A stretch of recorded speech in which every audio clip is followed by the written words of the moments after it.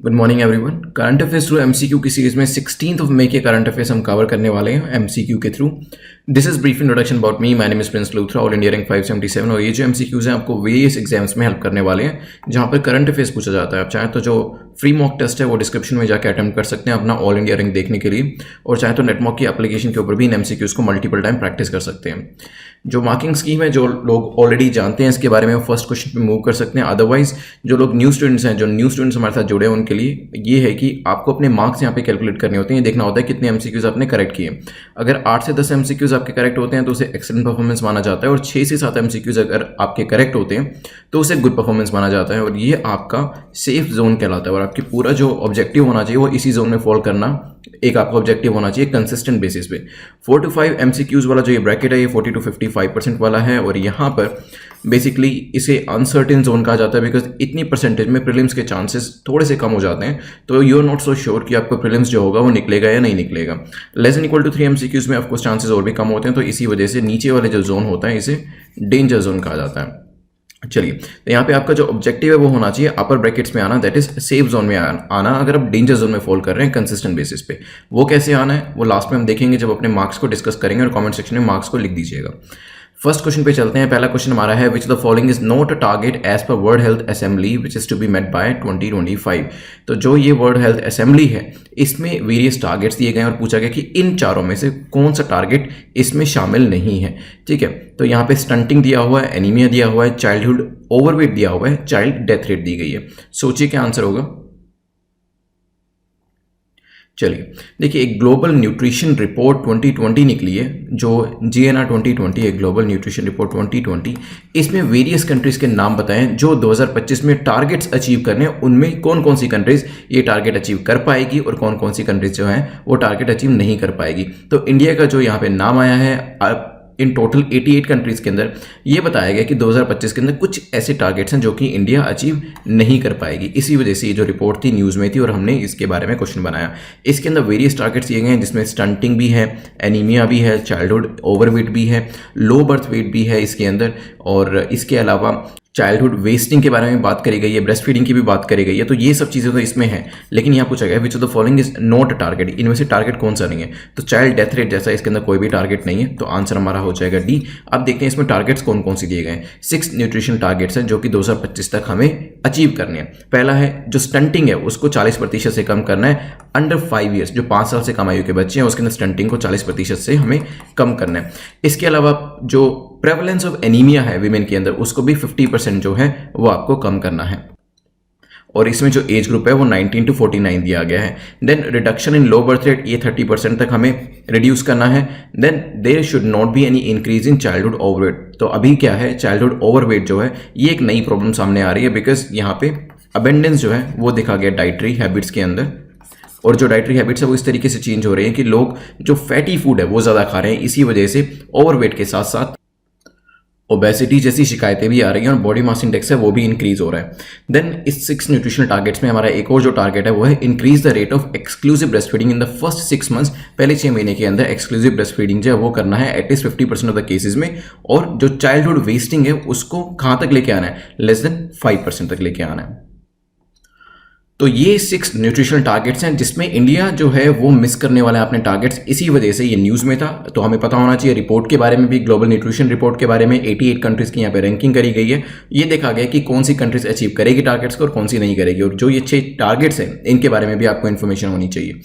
Next question, question number 2 है, which of the following statement is or are correct about self reliant India mission. तो जो हमारा self reliant India mission है इसके बारे में हमें बताना है कि कौन सी स्टेटमेंट करेक्ट है, कौन सा कथन इसके बारे में सही है। 3 स्टेटमेंट्स दी गई हैं, 1 by 1 रीड करेंगे। पहली कहती है the emphasis is on encouraging local products.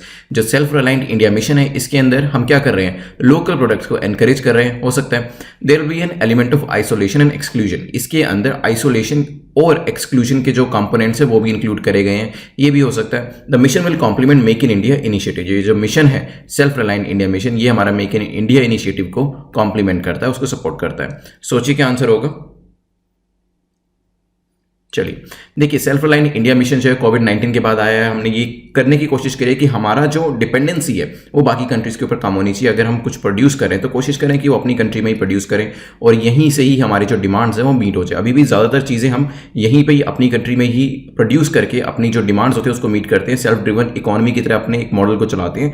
लेकिन फिर भी काफ़ी ज़्यादा जो इंपोर्ट होता है वो चाइना से होता है, यूएस से होता है। अगर हम ऑयल की बात करें तो मिडिल ईस्ट कंट्री से होता है। तो यहाँ पे बात करी गई है सेल्फ रिलायंट इंडिया मिशन में जो चीज़ें हम अपने यहाँ पे प्रोड्यूस कर सकते हैं, खासतौर पर इकोनॉमी की बात करी गई, इंफ्रास्ट्रक्चर, सिस्टम टेक्नोलॉजी की और डिमांड ड्रिवन इकोनॉमी की, तो उसके अंदर हम कोशिश करें कि अपने आप को सेल्फ रिलायंट बनाया जाए। तो यहाँ पे पहली जो एम्फोसिस दिया गया है वो लोकल प्रोडक्ट्स के ऊपर दिया गया है, तो ये बिल्कुल ठीक है। अगर आप इसको हिस्ट्री से कनेक्ट करें तो ब्रिटिश टाइम पर भी यही हुआ था कि हमने जो स्वदेशी था उसके ऊपर जो हमारा जोर था वो हमने दिया था। तो यहाँ पे कुछ उससे मिलती जुलती चीज़ है। तो पहली स्टेटमेंट हमारी ठीक है। अगर आप इसको तीसरी स्टेटमेंट से कनेक्ट करें तो भी आपको पता चलेगा मेक इन इंडिया में हमने यही किया था कि हम इंडिया के जो प्रोडक्ट्स हैं इंडिया में ही बनाएंगे, यही मैन्युफैक्चरिंग करेंगे और इसी को ही कंज्यूम करेंगे। तो यहाँ पे पहली और तीसरी स्टेटमेंट तो ठीक है, लेकिन इसका कोई भी पर्पस आइसोलेशन नहीं है कि इंडिया जो है वो आइसोलेट होना चाहता है या एक्सक्लूजन करना चाहता है अपने आप को या दूसरी कंट्री को एक्सक्लूड करना चाहता है। रादर ये होगा कि हम अपने ऊपर जो है हम अपनी अप्रोच में इंडिपेंडेंट बनना चाहते हैं, हम सेल्फ डिपेंडेंट बनना चाहते हैं, जिसमें कोई भी बुरी बात नहीं है। तो यहाँ पे सेकंड स्टेटमेंट जो है वो इनकरेक्ट हो जाती है। आंसर हमारा हो जाएगा बी। इसके अंदर बेसिक जो पिलर्स हैं जो पीआईबी में दिए गए थे वो आप देख सकते हैं। तो इकोनॉमी जो है इसका एक बेसिक पिलर है जिसमें बात करी गई है कि अब हम इंक्रीमेंटल चेंजेस मतलब छोटे छोटे चेंजेस नहीं करेंगे, रादर क्वांटम जंप्स करेंगे। और 5 पिलर्स जो हैं सेल्फ रिलायंट के, ये आपको पता होने चाहिए। ये भी पूछा जा सकता है कि इनमें से कौन सा एक पिलर है या कौन सा पिलर नहीं है। चलते हैं नेक्स्ट क्वेश्चन के ऊपर। नेक्स्ट क्वेश्चन नंबर 3 जो है हमारा वो आत्मनिर्भर भारत अभियान के बारे में ही है। दोबारा से हम इसके ऊपर क्वेश्चन पूछ रहे हैं, विच of the following statement is or are correct about आत्मनिर्भर भारत अभियान। इनमें से कौन सा कथन आत्मनिर्भर अभियान के बारे में सही है। 3 स्टेटमेंट दी गई हैं, 1 बाय 1 रीड करेंगे। पहली कहती है stimulus package will be given worth 20 lakh crore. इसके अंदर एक स्टिमुलस पैकेज दिया जाएगा, कितने लाख का? 20 लाख करोड़ का हो सकता है। The package constitutes 5% of India's GDP. ये जो पैकेज है 20 लाख करोड़ का, ये 5% पूरी इंडिया की जीडीपी के बराबर है, ये भी हो सकता है। The package will focus on the areas like land, labour, liquidity and laws. तो ये जो 4 एरियाज हैं, लैंड होगा, लिक्विडिटी होगा, लेबर होगा, लॉज होगा, इस तरफ ध्यान दिया जाएगा, इस पैसे को यूज किया जाएगा। सोचिए क्या आंसर होगा, फिर डिस्कस करते हैं। चलिए देखिए, स्टिमुलस पैकेज अभी आपने कुछ टाइम पहले भी सुना होगा, जब अप्रैल मंथ चल रहा था तो आरबीआई ने भी एक जो मनी इन्फ्यूजन था वो किया था, क्योंकि काफ़ी ज़्यादा जो हमारे एफडीआई थे वो पैसा निकाल रहे थे, तो एक इन्फ्यूजन वहाँ पे भी किया गया था। इससे मिलता जुलता ही कुछ इन्फ्यूजन किया जा रहा है। जो स्टिमुलस पैकेज जो इसमें दिया जा रहा है वो पिछले अमाउंट से काफ़ी ज़्यादा है, क्योंकि आई थिंक आरबीआई के केस में 1 लाख करोड़ का स्टिमुलस पैकेज दिया गया था और यहाँ पे 20 लाख करोड़ जो है वो इन्फ्यूज करे जाएंगे। तो ये पहली स्टेटमेंट तो आपकी ठीक हो जाती है। ये जो अमाउंट है ये हमारी जो जीडीपी है उसका 10% है। तो हमारी सेकंड स्टेटमेंट जो कह रही है कि 5% ऑफ इंडिया जीडीपी ये कॉन्स्टिट्यूट करेगा पैकेज, ये स्टेटमेंट गलत हो जाती है, बिकॉज ये जो पैकेज है इंडिया की जीडीपी का 10% होगा। तो सेकंड स्टेटमेंट इनकरेक्ट होती है। नेक्स्ट हम देखते हैं कि हम फोकस किस जगह पे करेंगे, ये पैसा यूज कहां पे होगा। देखो जो 4 एरियाज दिए गए हैं वहीं पे ही इस पैसे को यूज किया जाएगा, चाहे वो श्रम हो, भूमि हो, कानून हो, लैंड, लेबर, लिक्विडिटी, लॉज के अंदर इस पैसे को इस्तेमाल किया जाएगा। तो तीसरी स्टेटमेंट हमारी करेक्ट हो जाती है। हमारा जो आंसर होगा वो हो जाएगा बी। चलते हैं नेक्स्ट क्वेश्चन के ऊपर। Next question Aarogya Setu app के बारे में है। हम पहले भी काफ़ी बार इसके बारे में पूछ चुके हैं, तो एक तरीके से रिवीजन हो जाएगी आपकी, बिकॉज मल्टीपल टाइम ये चीज़ें अपीयर हो रही है न्यूज़ में, तो रिवीजन भी काफ़ी इंपॉर्टेंट है, लेकिन फॉर डिफरेंट रीजंस। जब पहले हमने आरोग्य सेतु ऐप के बारे में डिस्कस किया था तो हमने इसके पर्पस के बारे में बताया था, लेकिन अभी रिसेंटली क्या हुआ है, कुछ ऐसे यहाँ पे एप्रीहेंशंस दिखाए गए हैं कि आरोग्य सेतु ऐप जो डेटा कलेक्ट कर रही है तो वो कितना सेफ है। तो यहाँ पे क्या हमारा जो प्राइवेसी का लॉ है वो वायलेट हो रहा है या नहीं हो रहा है, क्योंकि ऐसा भी बताया जा रहा है कि क्या इस डेटा को शेयर करना चाहिए थर्ड पार्टी के साथ या नहीं करना चाहिए, क्योंकि वंस इंस्टॉल्ड ये जो ऐप है आपका जो लोकेशन का डेटा है वो इकट्ठा करना शुरू कर देती है, और इसके अलावा काफ़ी सारे आपके जो और डेटा होते हैं, नेम वगैरह, तो ये पूछ ही लेती है आपसे। तो लोकेशन जो होती है वो कॉन्स्टेंटली इसके अंदर चलती रहती है। अब ये मैंने क्वेश्चन जो बनाया वो इससे बिल्कुल अलग है जो न्यूज़ में था। न्यूज़ में यही कंट्रोवर्सी थी कि थर्ड पार्टी से जो इसका डेटा है वो शेयर करना चाहिए, कितना सेफ है कितना नहीं है वो मैं आप पे छोड़ता हूँ, कमेंट सेक्शन में आप लिख सकते हैं। मेंस के क्वेश्चंस जो होते हैं कुछ इस तरीके से ही आते हैं। यहाँ पे प्रीलिम से जो पूछा जाएगा वही पूछा जा सकता है कि कौन सी मिनिस्ट्री ने इसे लॉन्च किया है। तो आरोग्य सेतु ऐप आपको पता है कोविड-19 से कंसर्निंग जानकारी जो है वो आपको बताती है, एक तरीके से पूरा मैप बना रखा होता है इसके अंदर, कि ताकि अगर आपके आसपास भी कोई कोविड-19 का पोटेंशियल पेशेंट जो है वो होता है तो आपको इसमें नोटिफिकेशन मिल जाता है। तो यहाँ पे आरोग्य सेतु ऐप जो है ये किसने लॉन्च करी है, क्या ये मेटी ने लॉन्च करी है, मिनिस्ट्री ऑफ हेल्थ ने करी है मिनिस्ट्री ऑफ आयुष ने या फिर ह्यूमन रिसोर्स डेवलपमेंट ने? सोचिए। चलिए, तो इसमें जो हमारा आंसर है वो है ministry of electronics and information technology ने इस ऐप को लॉन्च किया है।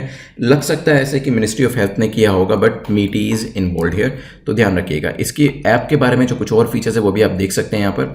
The app is privacy first by design, available Android और iOS दोनों के अंदर अवेलेबल है। ये यूजर को बताती है बेस्ट प्रैक्टिसेस के बारे में, रेलिवेंट मेडिकल एडवाइसेस के बारे में, और 11 लैंग्वेजेस में ये पर्टिकुलर एप्लीकेशन जो है वो अवेलेबल है।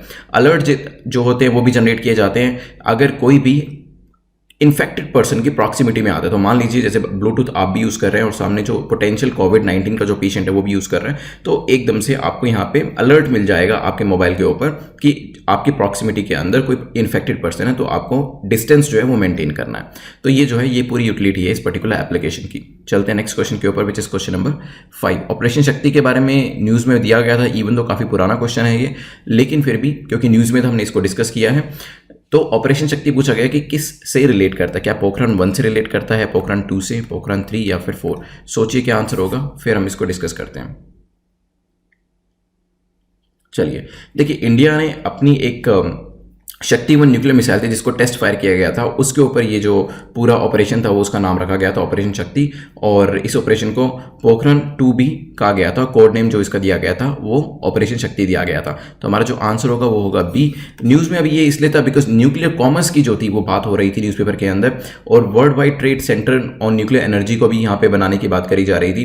तो क्योंकि न्यूक्लियर कॉमर्स की बात करी गई थी, पोखरण 2 का जिक्र हुआ था, तो क्वेश्चन इस तरीके से भी पूछा जा सकता है। थोड़ा सा हिस्टोरिकल जो क्वेश्चन होते हैं वो ज़्यादा तो नहीं आते हैं, लेकिन फिर भी आपको उसके बारे में बेसिक नॉलेज होनी चाहिए, कहीं ना कहीं वो आपको हेल्प करते हैं। तो आंसर हमारा यहाँ पे हो जाएगा बी।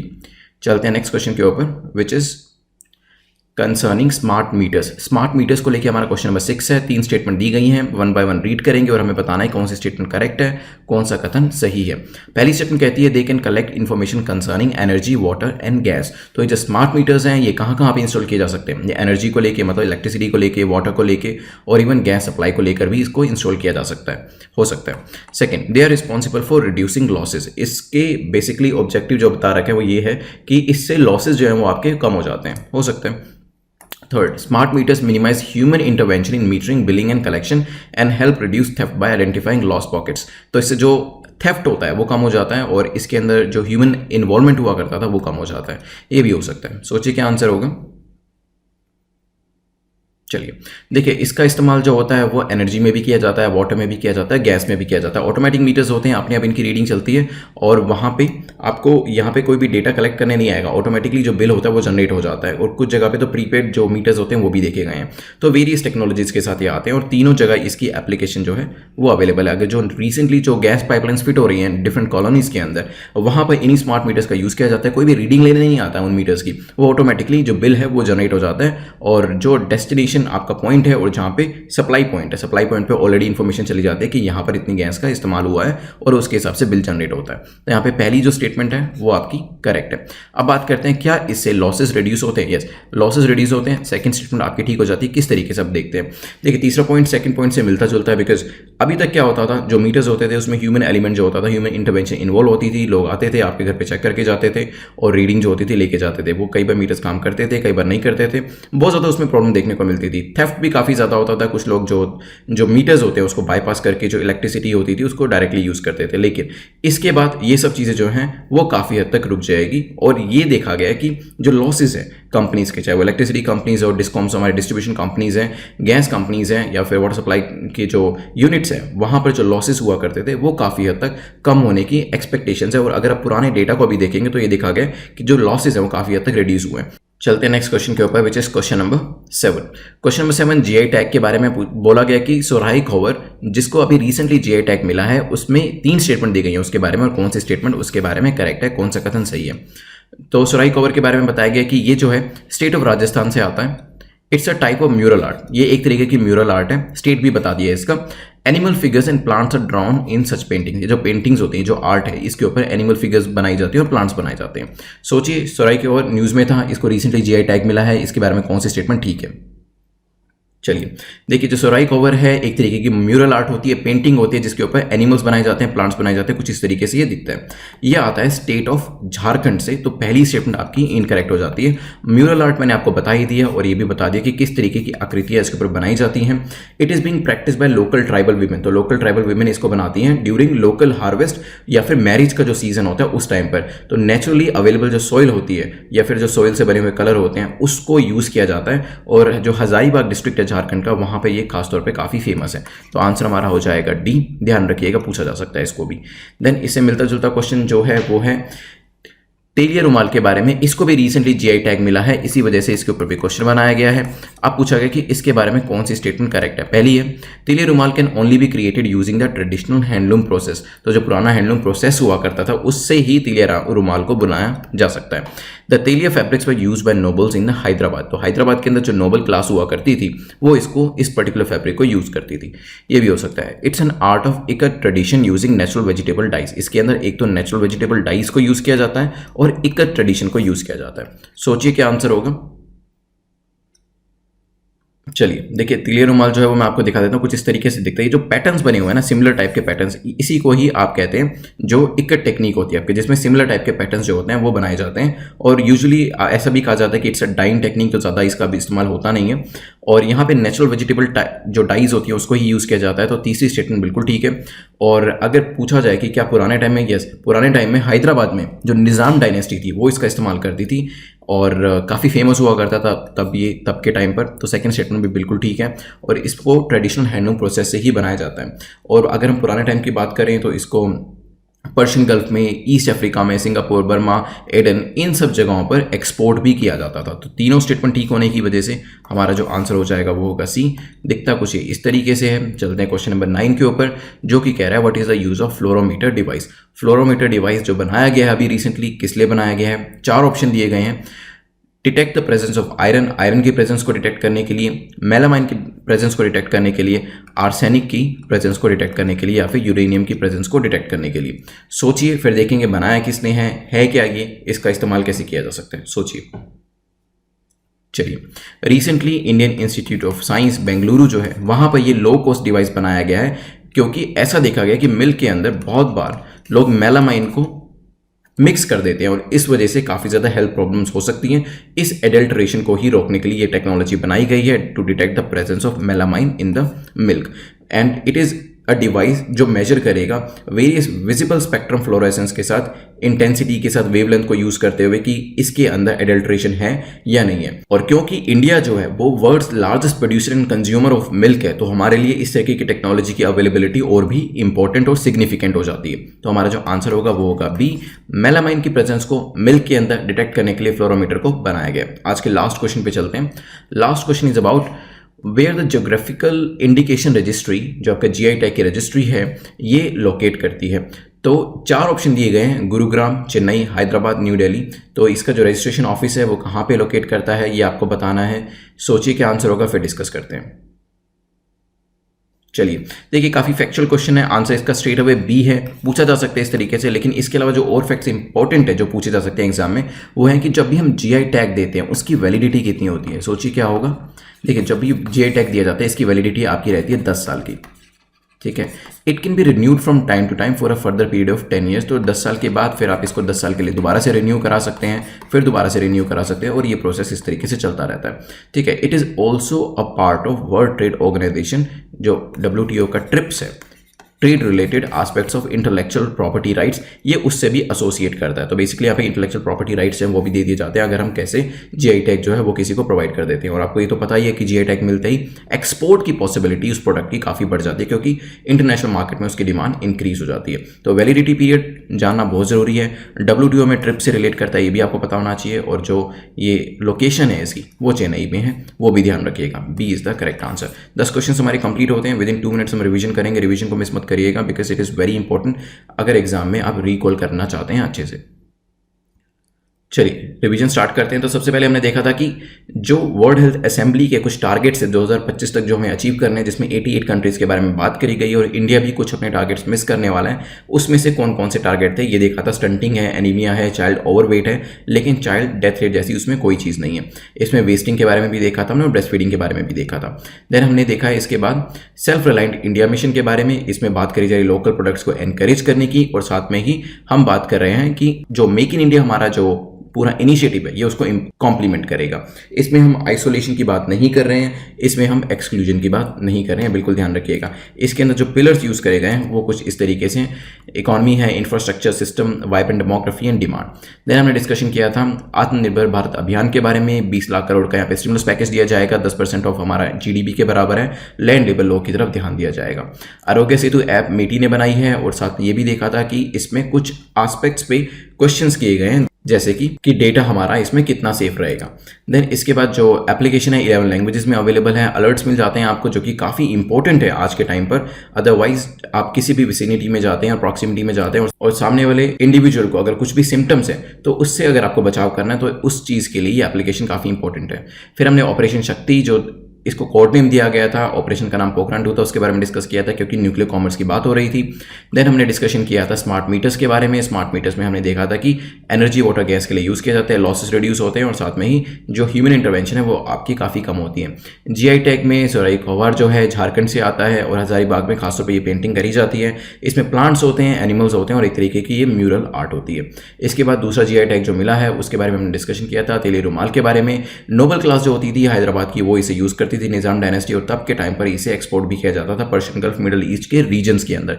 एक ट्रेडिशन इसको यूज़ किया जाता है। नेचुरल वेजिटेबल डाइस का यूज़ किया जाता है, और इसके अंदर नेचुरल जो आपका ट्रेडिशनल हैंडलूम प्रोसेस है उसको यूज़ किया जाता है। कुछ पैटर्न्स इस तरीके से होते हैं इसमें। देन हमने फ्लोरोमीटर डिवाइस को देखा था, क्योंकि इंडिया जो है लार्जेस्ट प्रोड्यूसर है और कंज्यूमर मिल्क का, तो यहाँ पे मिल्क के अंदर जो एडल्ट्रेशन है उसको रोकना हमारे लिए और भी इंपॉर्टेंट हो जाता है। और जो हमारा मिल्क है उसके अंदर मेलामाइन की प्रेजेंस को कम करने के लिए ये फ्लोरोमीटर डिवाइस जो है ये IISc बेंगलोर ने बनाया है।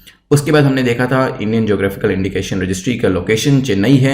10 साल के लिए GI टैग दिया जाता है और उसको फिर रिन्यू कराया जाता है 10 साल के लिए। जो WTO का ट्रिप्स है ये उससे भी एसोसिएट करता है। तो यहाँ पे अपने जो मार्क्स हैं वो कमेंट सेक्शन में जरूर लिख दीजिएगा, और डिस्क्रिप्शन में जो टेस्ट सीरीज जो फ्री मॉक टेस्ट है उसको जरूर अटेम्प्ट कर लीजिएगा। एक बार मार्क्स देख लेते हैं। अगर अपर 2 ब्रैकेट्स में आपके मार्क्स है then congratulations, you are in the safe zone.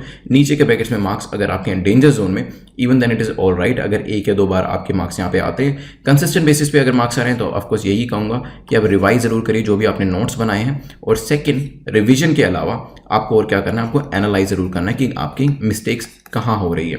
Then various playlist को आप ट्राई कर सकते हैं। टेलीग्राम पे कोई भी डाउट है वो पूछ सकते हैं। Subscribe the channel, you can press the bell icon ताकि टाइम टू टाइम नोटिफिकेशंस आपको मिलते रहे। Thanks for watching, have a nice day.